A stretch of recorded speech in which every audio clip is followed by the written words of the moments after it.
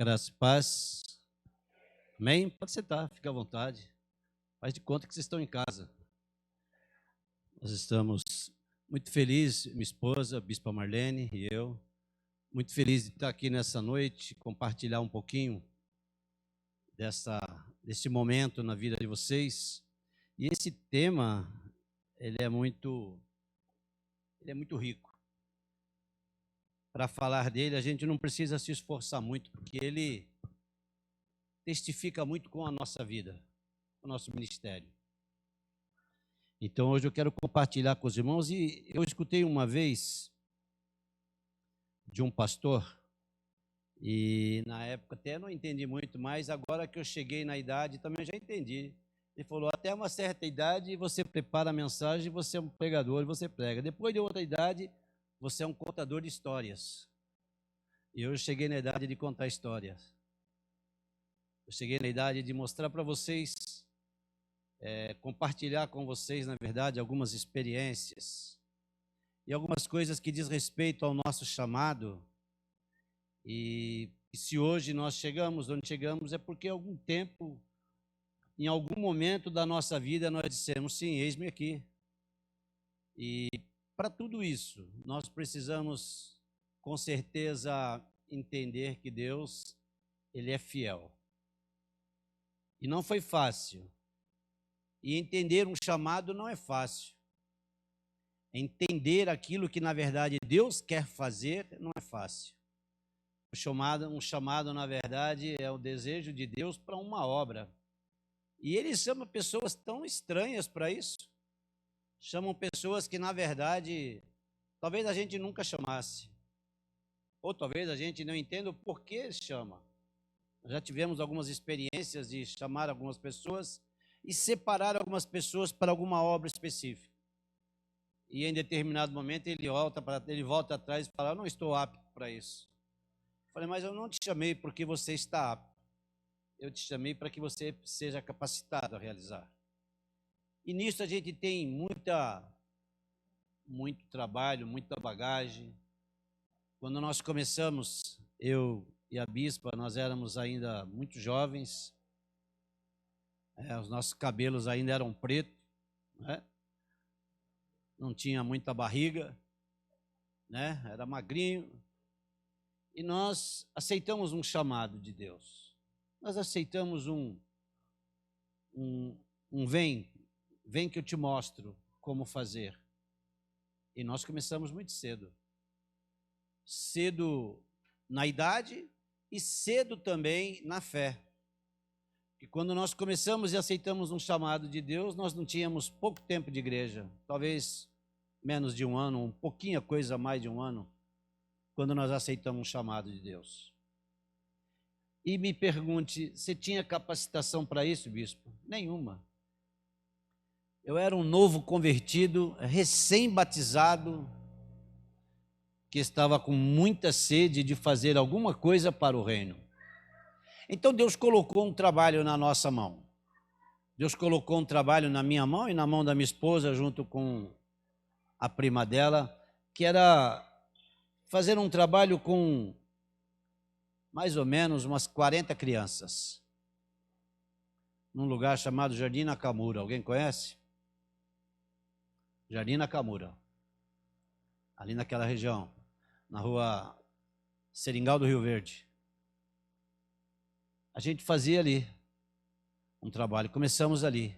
E todo domingo de manhã nós íamos para lá, com a bênção do nosso pastor de Santo Amaro, nós íamos para lá, onde nós reunimos aproximadamente 40 ou um pouco mais de crianças, e ali nós ensinávamos o Evangelho. Mas quem é uma pessoa tão nova na fé tem para ensinar? Aí eu fiquei meditando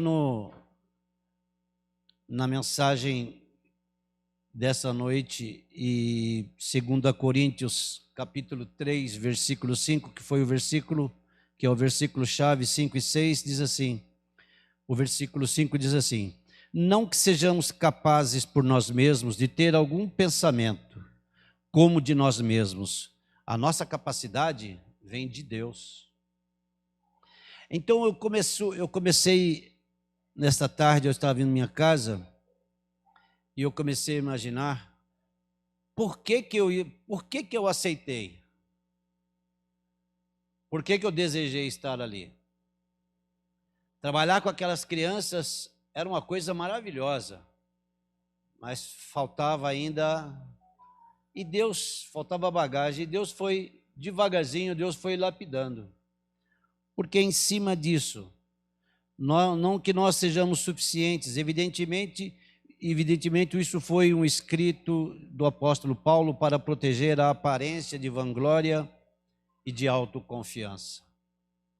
Nós não tínhamos nenhuma capacitação, não tínhamos um curso.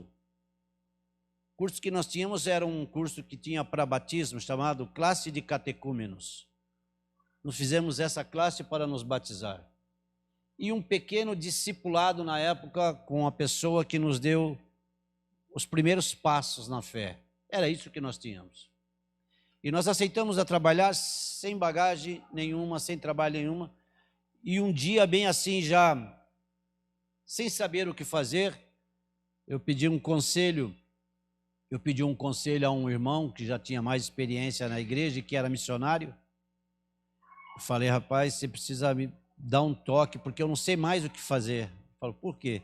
Nós estamos em Jardim Nakamura, com mais de 40 crianças, e tem hora que eu estou lá e eu não sei o que fazer. Ele falou, vou te dar uma dica. Ame aquelas pessoas, ame aquelas crianças, porque o amor, ele vai te indicar o caminho que você deve seguir no coração e na vida de cada um.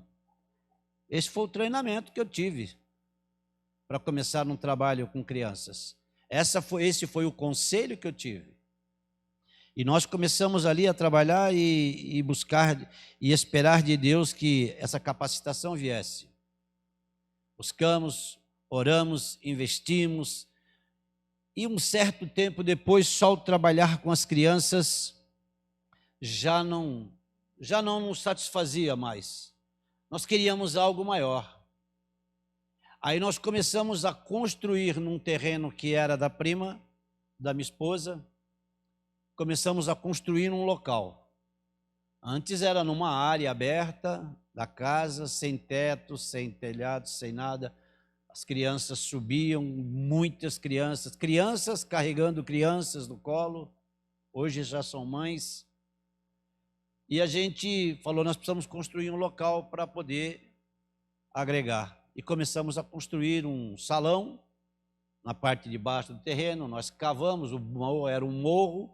Quem conhece Nakamura sabe que ali é morro, ou você sobe 40 degraus ou você desce 40 degraus. Nós subíamos 40 degraus. E nós construímos ali, aplanamos um pedaço e fizemos ali um espaço. Essas crianças e eu, na verdade, ainda muito jovem, saíamos num bambuzal que tinha lá perto, colhíamos bambu e começamos a construir as paredes da igreja com bambu. Fizemos um telhado e começamos a fechar aquele local. Ficou lindo. Ficou a minha cara. Falei, ficou bom demais, é assim que eu gosto. E começamos a fazer um trabalho. E foi quando, na verdade, isso começou a me incomodar, falando, eu preciso de alguma coisa a mais. A preocupação é, e os pais destas crianças? E a família destas crianças? As crianças vêm. É só começar a tocar um louvor que eles chegam e eles sentam e eles cantam e eles assentam para escutar a palavra. Mas e os pais? Aí nós chegamos, vamos começar a fazer visitação nas casas. Então meus filhos naquela época eram crianças também. Meu filho acho que tinha uns 2 anos, 3. O Júnior? Esqueci, né? O Júnior. 5 anos. Por aí. A cabeça já não lembra mais não. Aí eles iam também, e eu não sabia nem onde eles estavam. Eu estava lá em cima pregando o evangelho, e meus filhos estavam por ali, nas vizinhanças, brincando com os meninos na rua, de carrinho de rolemã, de jogar bola, enquanto nós fazíamos a obra, enquanto nós saímos nas casas para conhecer as famílias. Então, quando nós percebemos, nós já estávamos com quase todos os pais das crianças num domingo à tarde, em um culto ali, e continuava eu sem nenhuma bagagem mais profunda para poder ganhar os pais. Uma experiência marcante. Nós começamos esse trabalho num culto no lar, e nem éramos igreja celular, e nós começamos um trabalho no lar.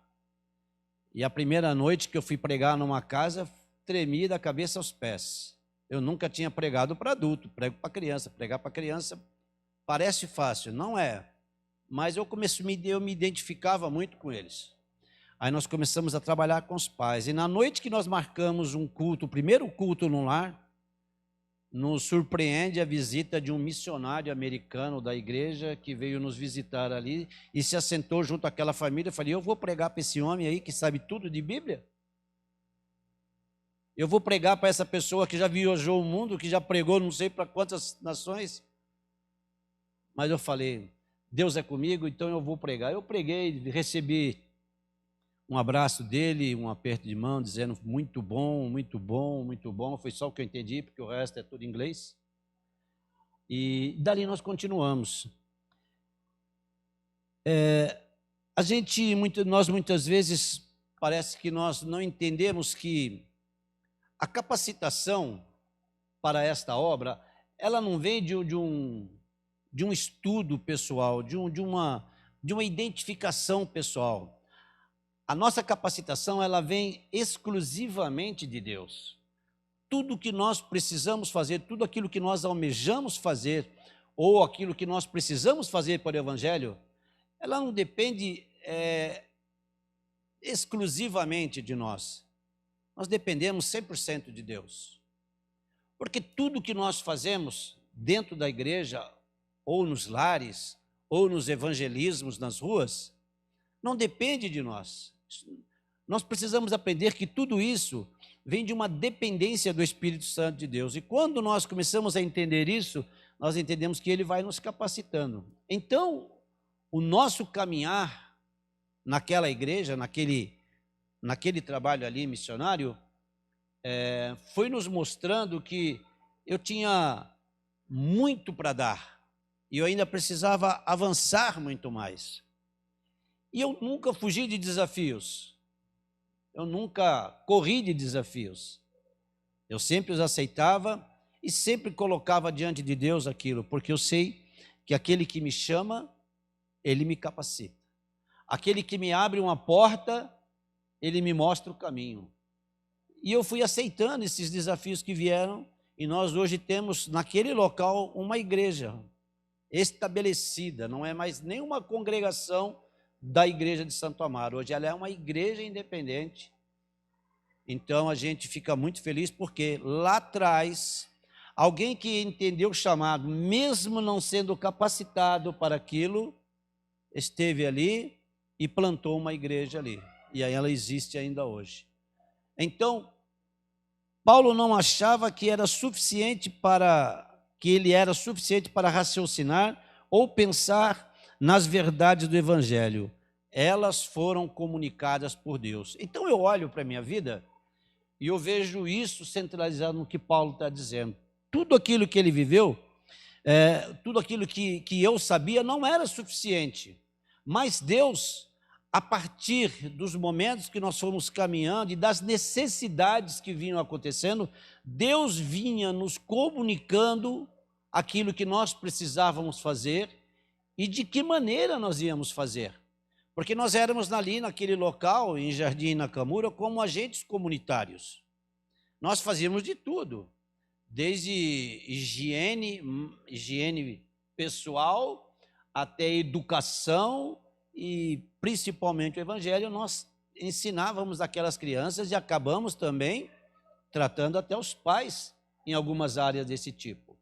E ali por onde eu andava em Jardim Nakamura, e ainda hoje tem muitas pessoas ali ainda que lembram, que me conhecem, era tudo tio Ailton. Eu não era pastor, eu não era um líder, eu não era um presbítero, eu não era nada, eu era o tio Ailton, a tia Marlene e a tia Cidinha. Esses três, na verdade, em Jardim Nakamura, naquela fase, aceitando o chamado de Deus, mesmo não sendo suficiente para aquilo ali, entendeu que Deus, Ele comunicava conosco o que nós precisávamos fazer. As coisas não eram tão fáceis. Eu trabalhava fora também, eu era ferramenteiro, trabalhava numa empresa de segunda a sexta, e de sábado e domingo a gente se dedicava a isso. Os nossos carros eram sempre novos, bem mais ou menos novos, né? Aqueles carros bem novos, na época que foi criado, mas na nossa mão já era um pouquinho velho. E a gente ia para lá, nós fazíamos acampamentos, saía com os meninos por aquela região ali até a represa, passava o dia com eles, marcava churrasco na casa dos pais, um café com o outro, marcava uma reunião aqui, e a gente continuou, e a gente começou, na verdade, fazendo as coisas e aprendendo no trabalhar, a ouvir Deus naquilo que Ele esperava e aquilo que Ele me passava para poder comunicar com aquelas famílias. Foram muitas famílias, foram muitos anos, foram muitas lutas, mas cada minuto dele valeu a pena.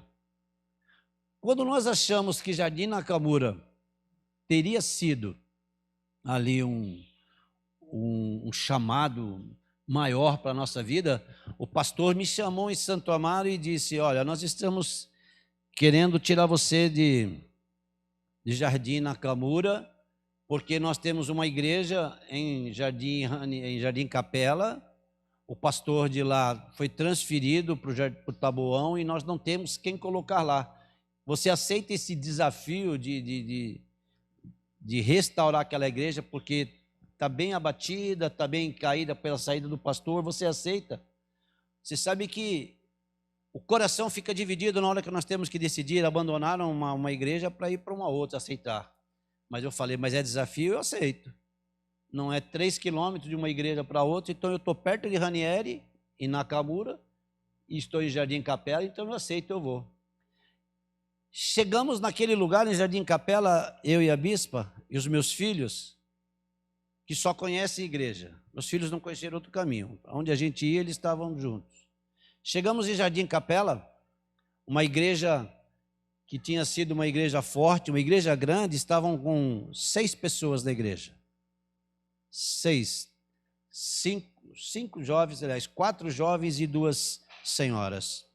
E quando nós chegamos lá, eu me lembro ainda, eles marcaram uma reunião para nos receber, sentamos e eles disseram: olha, a nossa situação é assim, assim, assim, financeiramente assim e espiritualmente assim. Então nós estamos reunidos aqui, vamos fechar as contas e levar a chave para Santo Amaro e vamos encerrar o trabalho. Eu falei, eu não fui chamado aqui para isso. Se fosse para encerrar o trabalho, eu não tinha vindo. Eu vim aqui para nós começarmos um trabalho, restaurando tudo que está aqui. Vamos recomeçar. Se vocês toparem, a gente arregaça as mangas e vamos fazer.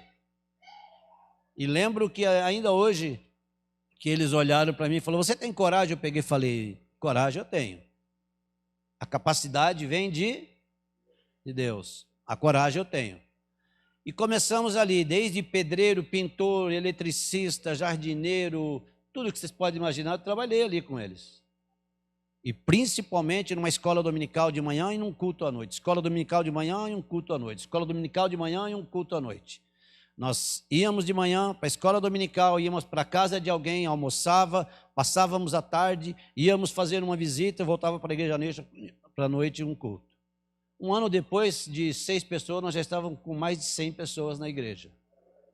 Entregamos assim uma igreja para a sede em Santo Amaro, para que eles pudessem tomar conta. Sabe, o apóstolo Paulo não tinha poder ao raciocinar para convencer ou converter pecadores. Isso vem tudo de Deus. Então eu olho para mim e eu olho aquelas coisas que nós já vivemos, eu disse: como eu consegui tudo isso? A resposta é: você não conseguiu nada. Porque se Deus não tivesse me capacitado, me dado a palavra, me dado o conselho, me dado força, me dado ânimo, me dado coragem, porque os momentos não foram fáceis, e as coisas hoje nós comentando, a gente contando história como eu estou fazendo, parece tão simples, parece um filme maravilhoso, mas o viver aqueles dias eram difíceis. Para muitos de vocês mais jovens aqui, As mensagens que eu preparava para ministrar no domingo, na escola dominical, ela era feita numa máquina de escrever. Maquininha de escrever, tac, tac, tac, tac. E eu não era datilógrafo, eu era catador de milho. Então, era 2 dedos. E eu ficava no sábado e na sexta, até de madrugada, preparando escola dominical e mensagem. Sábado de manhã ia para a igreja e domingo de manhã para a escola dominical. Passávamos o dia visitando e trabalhando aquelas pessoas. E Deus foi nos dando muita sabedoria, muito entendimento. Chegou um momento nessa igreja, que foi um momento assim meio triste, mas eu não vou entrar nessa parte triste, que a gente sentiu aquela necessidade de ir mais fundo.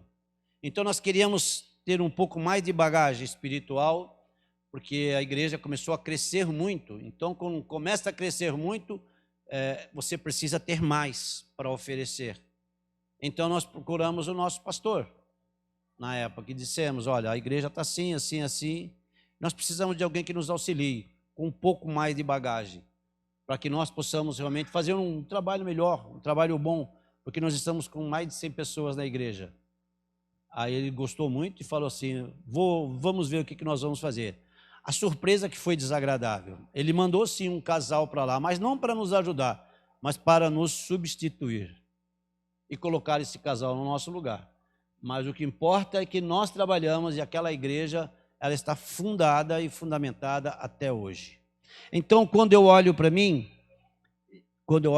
para mim e para minha esposa, nós nunca tivemos condição nem emocional, nem física e nem teológica para fundar praticamente 2 igrejas.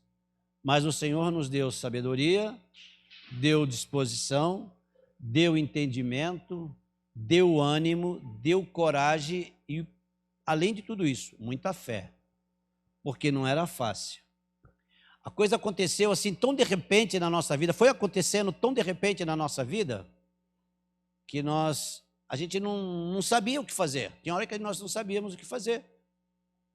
O nosso chamado específico aconteceu como um milagre. Nós fomos, ainda lá, voltando lá em Jardim Nakamura, fomos visitar uma senhora doente, avó de uma das crianças. E essa senhora muito doente, muito enferma, fui junto com uma outra irmã da igreja para orar. E como eu disse a vocês, eu era leigo, neófito na fé. Então eu estava mais para observar e para, sabe, se espirrar eu estou aqui, saúde. Era para isso que eu estava lá. E essa mulher entrou, essa irmã entrou na casa, aquela mulher doente na cama com uma doença muito séria. E essa irmã fez um apelo à salvação. E aquela senhora disse, mas o que é isso, aceitar Jesus? E quando ela falou essa frase, isso se acendeu no meu coração. Isso acendeu o meu coração a nível de ganhar, de converter. E quando eu li isso aqui, o apóstolo Paulo não tinha o poder para raciocinar, para convencer ou converter pecadores. E nós não temos mesmo. Nós não temos poder nenhum em nós para convencer ou converter ninguém. A única coisa que converte ou convence as pessoas é o Espírito Santo.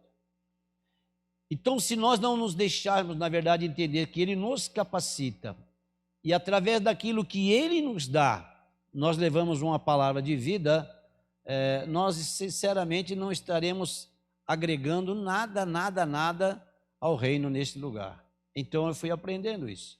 E nesse dia aí, dessa visita, eu saí dali realmente com o meu coração quebrantado, com o meu coração contrito, e nunca mais nós deixamos aquela região ali, Nakamura, Capela, até o Embu-Guaçu, onde nós trabalhamos com outro pastor por poucos tempos. Então, quando eu começo a olhar pela capacitação, e muitos de nós esperam que, às vezes o pastor Lúcio, ou às vezes até mesmo eu, separa alguém para um ministério, para um chamado específico, para uma obra, para um diaconato, para alguma coisa desse tipo. E a pessoa fala, mas eu não estou pronto. Mas é exatamente isso que Deus espera de mim e você. Porque se Deus for esperar que nós estejamos prontos para fazer alguma coisa, eu não sei se algum dia ele ainda chamar alguém nessa condição, porque nós não estamos prontos nunca para isso. Porque quem nos vai capacitar e quem vai, na verdade, colocar nas nossas mãos o que nós precisamos fazer é Ele.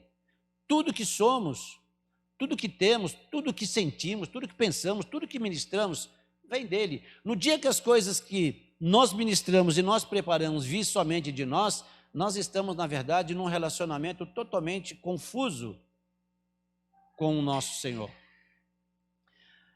Ele não tinha direito de contar com sucesso por qualquer força própria.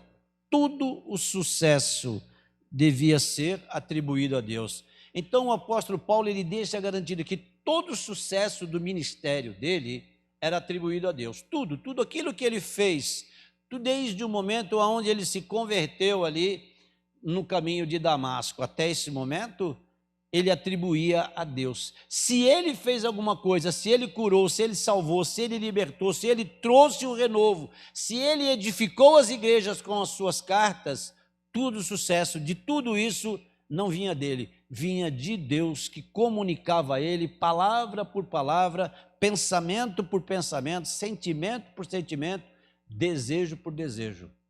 Tanto é que em uma das cartas dele diz: hoje eu não sou mais eu quem vivo, Cristo vive em mim. Então, para se perceber que essa capacitação que muitos de nós espera, só vai acontecer quando nós lançarmos mão do arado. Só vai acontecer quando, na verdade, eu aceitar aquilo que Deus realmente coloca na nossa frente, coloca diante de nós a fazer. Então, se nós almejamos alguma coisa grande, nós precisamos, então, dar passos em direção àquilo que nós, na verdade, almejamos. Se ficarmos acomodados esperando que alguma coisa aconteça, não vai acontecer. Isso não vai acontecer dessa maneira. Nunca vai acontecer dessa maneira. O Espírito Santo de Deus é quem coloca diante de nós uma necessidade, e diante dessa necessidade um chamado. Quando eu começo a falar isso, eu lembro de Isaías no capítulo 6, no ano que morreu o rei Uzias, ele diz: eu vi o Senhor, e a glória do Senhor encheu todo aquele lugar. E ele falou: ai, Senhor, que eu sou um homem de lábios impuros e habito no meio de um povo de impuros lábios. Os meus olhos viram o Senhor, ai de mim, vou morrer, o máximo, o mínimo que a pessoa, vou morrer. Aí o anjo desce com uma brasa, purifica os lábios de Isaías, e logo em seguida vem o chamado: a quem enviarei? A quem enviarei? Isaías falou: eis-me aqui, envia-me a mim. Há poucos momentos atrás ele dizia: eu não estou pronto, eu tenho problema no falar, eu falo demais, ou eu ofendo, ou eu sei lá qual era o problema dele, mas ele sabia que ele não estava apto para aquilo. Mas Deus, naquele momento, a partir da disposição dele de servir, Deus muda o caminho de Isaías e ele vai para um trabalho que, na verdade, não foi fácil. Um trabalho profético. Que todos acham que ser profeta, pelo menos nesse tempo, era coisa fácil, era coisa bonita. Não era, não. O profeta não era quisto por muitas pessoas. E muitas pessoas, quando o profeta se aproximava, já começavam a tremer. É de paz a tua vinda, profeta? Porque sabia que a coisa ia ficar dura. Mas o profeta que mesmo como Isaías aqui, que viu tudo aquilo e aceitou o desafio, ele não tem medo. E Deus foi capacitando e transformou ele um dos maiores profetas da Bíblia, que nos traz revelações e ensinamentos profundos. Isso é o que Deus quer fazer da minha vida e da tua vida.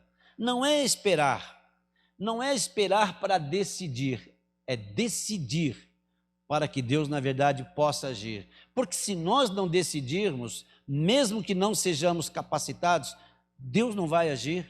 Porque Ele espera uma decisão minha, Ele espera uma decisão sua, para Ele fazer alguma coisa realmente grande através de nós. Senão Ele não faz. Mas como eu vou fazer isso, eu não sei. Mas é Ele quem faz. Vocês lembram também de Moisés, não lembram? Moisés disse assim para Deus: eu não sei, eu tenho problema para falar, minha língua é pesada, como é que eu vou falar? Deus falou: não tem problema, eu vou resolver esse problema para você, mas é você quem vai. Eu vou capacitar você. Capacitou Moisés de tal forma que disse: Arão será a boca de Deus, e você é o que vai realizar os milagres diante de Faraó. Então Deus está nos chamando a cada dia para coisas que na verdade nós não imaginamos. E por que nós não vemos? Porque muitas vezes nós não percebemos que as coisas estão acontecendo e que Deus realmente tem algo muito grande conosco. A gente canta tudo isso, a gente canta tantas vezes isso, mas algumas vezes a gente não presta atenção naquilo que nós cantamos, aquilo que nós adoramos a Deus, aquilo que nós entregamos a Deus em adoração. Porque tudo aquilo, muitos desses louvores que nós adoramos e entoamos a Deus, é uma confissão, é uma entrega, é uma decisão, é um destino que muitas vezes nós estamos entregando na mão de Deus e muitas vezes a nossa vida. Agora, nós precisamos entender que quando nós fazemos isso, é o Senhor quem vai nos capacitando e vai mostrando os caminhos que Ele quer para mim e para você. Eu tenho aqui um comentário de John Calvin. Ele diz assim: não que sejamos competentes. Quando Paulo assim nega todo o mérito, não é como se ele baseasse apenas em falsa modéstia, mas em vez disso ele fala realmente aquilo que pensa. Agora vemos que ele não deixa nada ao homem. Dentro do evangelho, dentro da vida com Deus, tudo o que nós fazemos é mérito de Deus. É mérito de Deus. Tudo aquilo que nós trazemos e entregamos à igreja não tem mérito nenhum para nós. Nós só cumprimos aquilo que, na verdade, Deus, Ele permite que nós façamos. Nós fazemos somente, falamos somente ou louvamos somente aquilo que Ele permite que nós façamos. Então, tudo que acontece a partir do momento em que nós pregamos ou louvamos é mérito de Deus. É mérito de Deus. Nós estávamos, eu e a bispa, fizemos uma consulta com o otorrino há pouco tempo, e os dois estão usando aparelho. O meu está em casa, agora à noite eu não vi. Os dois estão usando aparelho. E quando nós fomos no fonoaudiólogo, na fonoaudióloga para poder fazer o aparelho, nós ficamos aproximadamente umas 3, 4 horas dentro daquela clínica. Preparando o aparelho? Não, pregando a palavra. Ensinando a palavra, mostrando a pessoa que era filha de um pastor e que estava naquele momento desviada da igreja pela morte do pai, não quis mais saber da igreja. Ficamos ali falando do evangelho, orando com eles e abençoando a vida deles. Fomos ali por um motivo e saímos dali com outro muito grande. Quando nós nos dispomos, Deus nos coloca numa situação desse tipo. Quando nós, na verdade, nos dispomos e nos colocamos no chamado como Isaías fez e como outros fizeram, Deus vai nos colocando em situações que nós achamos assim: eu não vou saber lidar com essa situação. Mas é exatamente isso que nós precisamos entender, porque não somos nós mesmos. É o Espírito Santo, é Deus, através do Espírito Santo, quem nos direciona em cada decisão, em cada situação.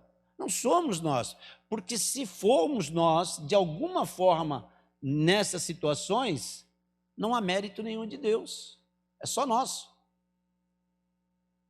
Eu lembro quando eu era muito novo ainda no Evangelho, e um pastor disse assim para mim, eu perguntando a ele como é que eu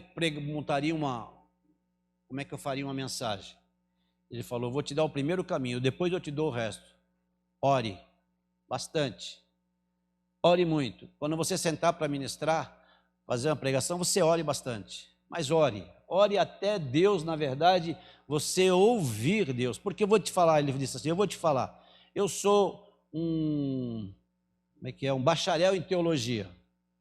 Eu sento, pego meu Bíblia, pego meu dicionário, pego meus negócios e em meia hora, eu monto um esboço bíblico sobre qualquer tema.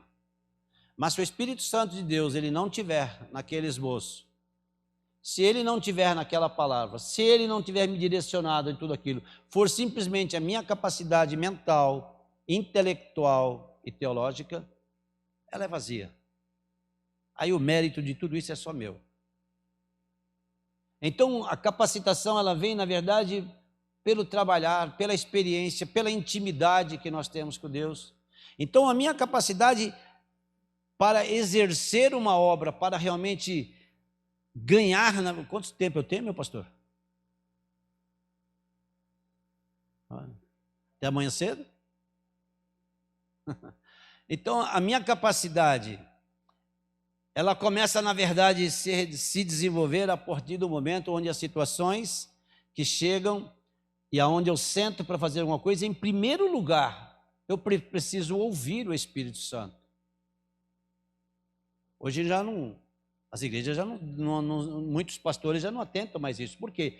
Estudaram tanto teologia, filosofia, vai por aí fora. Todas essas coisas aí, que fica tão agregados na mente, na alma, que ele não precisa mais da Bíblia. Tudo que ele precisa falar, ele já estudou, e quando ele tem uma mente privilegiada, ele não precisa nem procurar a Bíblia mais, porque a filosofia responde, a sociologia responde, e todas essas coisas vão dando a ele uma capacitação. Mas nada disso é mérito de Deus, isso é mérito do homem.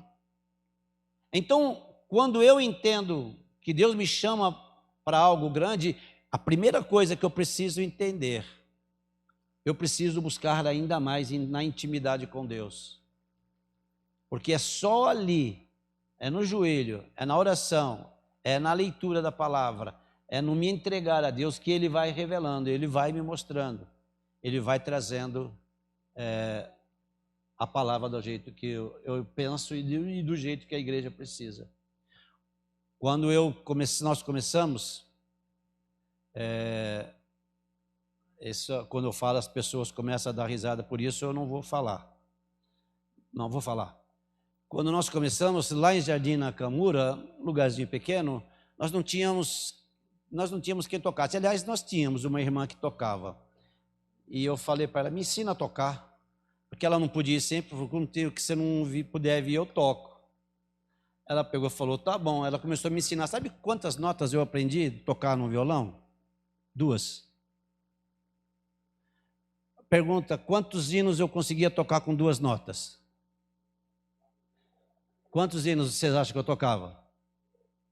Eu não sei, os músicos daqui estão tudo fracos, porque eu tocava todos eles.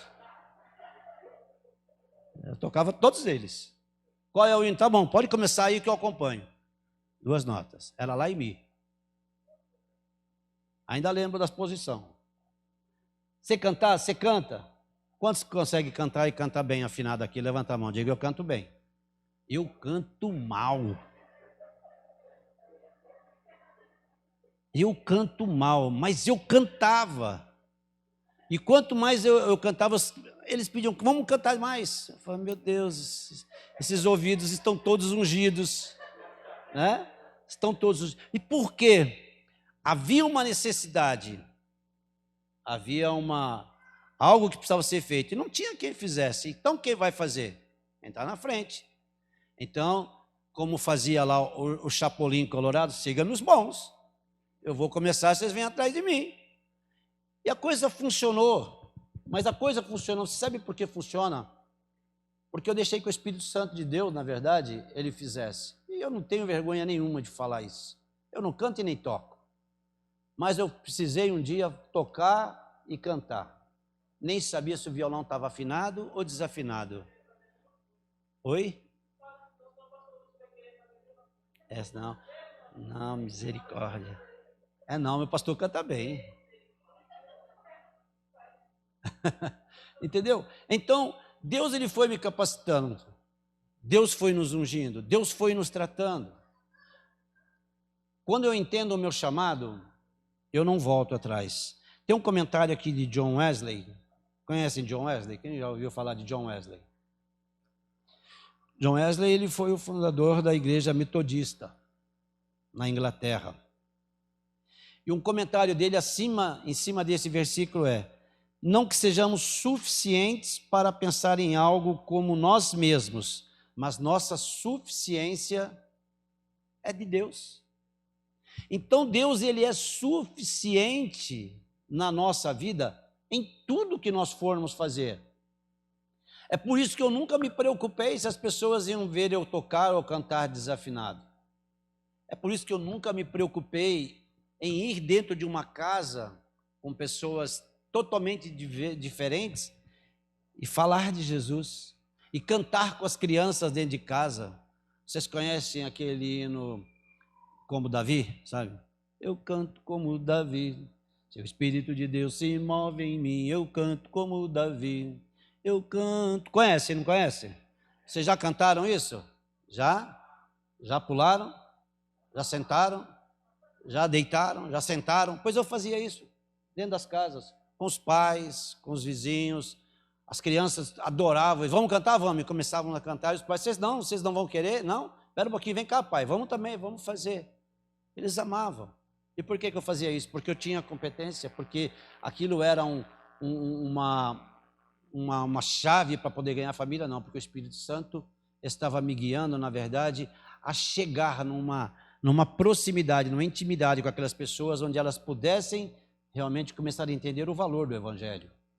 Então o Espírito Santo, ele foi trabalhando na minha vida, a vida da bispa. A bispa ficava lá em cima, na escola das crianças, lá em cima, catando piolho, gente. Vocês já cataram piolho? Já? Uma de uma, né? Lá era, quantas mais ou menos? Umas 20? Tudo ali, catando piolho. A escola bíblica lá.